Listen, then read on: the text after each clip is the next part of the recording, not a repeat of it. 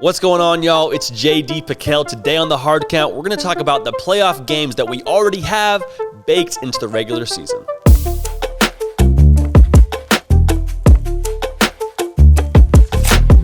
Welcome into 365 Sports. You're going to want to subscribe. It helps us help you, if you understand what I'm saying. We want to deliver on the best content as possible for you. So tell a friend to tell a friend, non-pyramid scheme style, okay? There's no cash prize reward or anything like that. This is just us coming to you, asking for you to help us spread the word of what we're trying to do here at 365 Sports.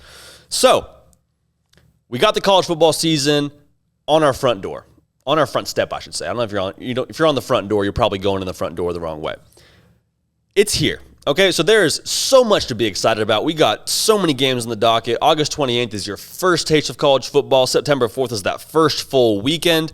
So we're juiced here. Like we were talking about it in the studio before. We are fired up for college football season to finally get rocking and rolling so we can keep bringing the good stuff here at 365 Sports.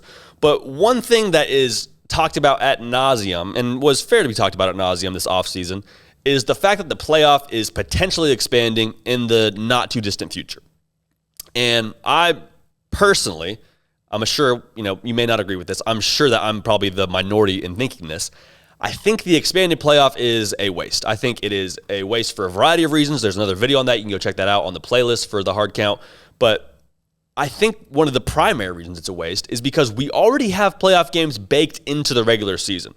So not even counting these conference championship games, you have matchups that you can look at across the duration of your favorite team's schedule and circle them and say, yeah, that's probably going to make the difference for us making the playoff. And if it's not already in the preseason on the docket, if you look at the schedule and you say, I don't know what's a playoff game on this schedule, you will eventually see that as the season wears on, that there is one game in particular going to be a fork in the road for your team's postseason hopes. So some things that we should talk about prefacing this conversation. No two-loss team has ever made the playoffs, ever. So when you're watching this season, a two-loss team making the playoff will be the first time in history. What does that mean? It means the regular season is substantially more important. So last year, Florida was, I think, the 15th ranked team in the country. I could be wrong on that. Fact check me. They would have made a 16-team playoff. They had 3 losses before their bowl game. They would have made a 16-team playoff. I'm not for that. Again, another video for another time that we've already done. We'll do it again if it needs to be done. But there's also people have a conversation of, well, there needs to be more parity. I see the same teams every single year. And I get that. That's fair. But also, the same field has never made the playoff twice, if that makes sense. There's always been an outlier. There's always been a party crasher. So it's likely, again, that your favorite team will have a couple games this year that are going to make the difference between them having their playoff hopes alive or having their playoff hopes shattered.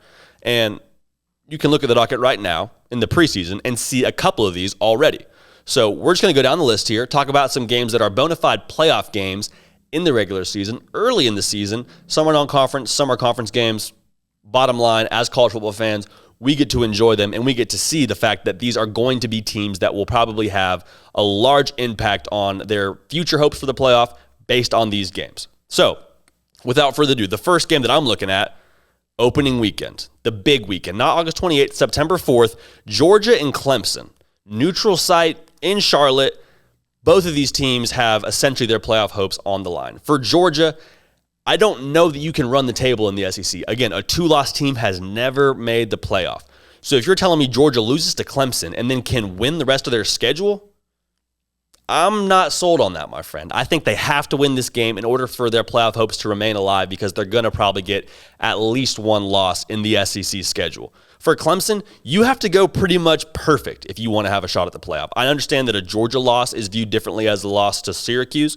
I think Clemson, this is the game you need to win to show that you have that resume because the ACC resume isn't all that it's cracked up to be. It's not necessarily going to move the needle a ton for folks. You have to win your big non-conference game, first game of the season, or I should say first weekend of the season, first real weekend of the season, to be able to convince the committee that you deserve to be in that playoff. So for both these teams, a loss here changes the entire complexion of your season, which again is what a playoff game essentially comes down to, is changing the rest of your season.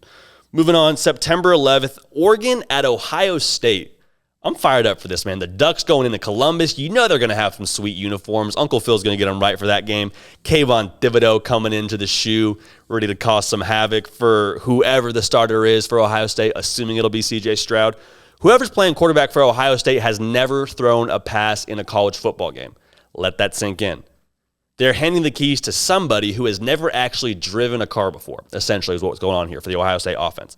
So for Oregon, one loss is tough. Again, a loss to Ohio State probably plays differently than a loss to another team in your conference. But if you beat Ohio State, you got a really good chance to run the table the rest of the way in the Pac-12. And I think for the Pac-12 to have someone represented in the playoff, it's going to have to be probably undefeated. Again, you could probably lose this game and make a case. But if you lose this game, you take the control, or I should say, you take the control for the rest of your season out of your hands. You need some help getting into the playoff if you lose this game to Ohio State. And for Ohio State, I think it's kind of the same story. A loss to Oregon isn't the worst thing in the world, but for the rest of your schedule, I don't know how you're able to make that up. The good part is it'll be early in the season to where they could probably find a way to make a case. But for both these teams, you take the control for the rest of your season out of your own hands. So that's crucial. Like, this game is a playoff game for both these teams. I would say Oregon probably has more to lose than Ohio State. I think Ohio State can be convincing the rest of their schedule and find a way to get back into the playoff.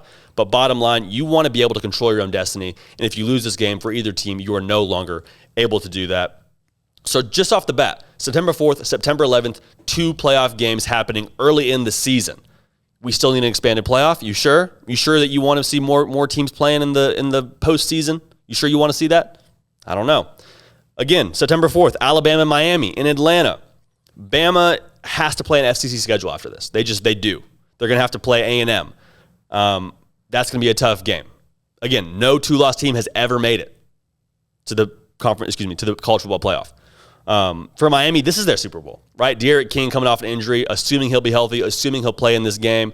If they win this game, they could potentially have a shot to run the table. Or this at least will get them a mulligan, right? Like, neither team can afford to burn a loss in the opener. I don't expect Alabama to lose this game. If you give Nick Saban more than a month, dude just doesn't lose. That's the way that it is. But all things considered, this is going to change the duration or the complexion for the rest of these teams, the duration of their season. So this is paramount for both these teams to win this game. And finally, Iowa State at Oklahoma, November 20th. Now, this is different than these other games we've talked about because this is close to the end of the season. November 20th, Iowa State and Oklahoma are going at it. Most of these experts are predicting this to be a rematch in the Big 12 title game. I don't know that I see it that way. I think it could be a little more tricky when it comes down to both these teams running the gauntlet. I think Iowa State could already have a loss in this game. I think they have so much pressure on them, it's going to be hard for them to absolutely run the gauntlet until this game. Oklahoma, they could potentially run the table. Bottom line, a loss late in the year looks a lot different than a loss early in the year. A loss early in the year, you have time to maybe make it up, but a loss late in the year, that's what the committee remembers, is how you blew it to Iowa State or how you blew it to Oklahoma. And that's a tough look for the conference. So again, a playoff game late in the year. It's not a conference championship game. It's not a playoff game, but it is a playoff game. It's in the regular season. It's going to impact whether this team makes the playoff or whether they're in some other bowl game that isn't on New Year's Day. Well, I shouldn't say that. Maybe it is on New Year's Day, but you get where I'm coming from. This is a playoff caliber game. All these are playoff caliber games, and it's going to be a whole lot of fun to watch. So pay close attention to these. And again, if you're going to go ahead and expand it to 16, even to 12, these games carry much less weight. If you change it to 12, Clemson's probably a shoo-in with 2 losses, right?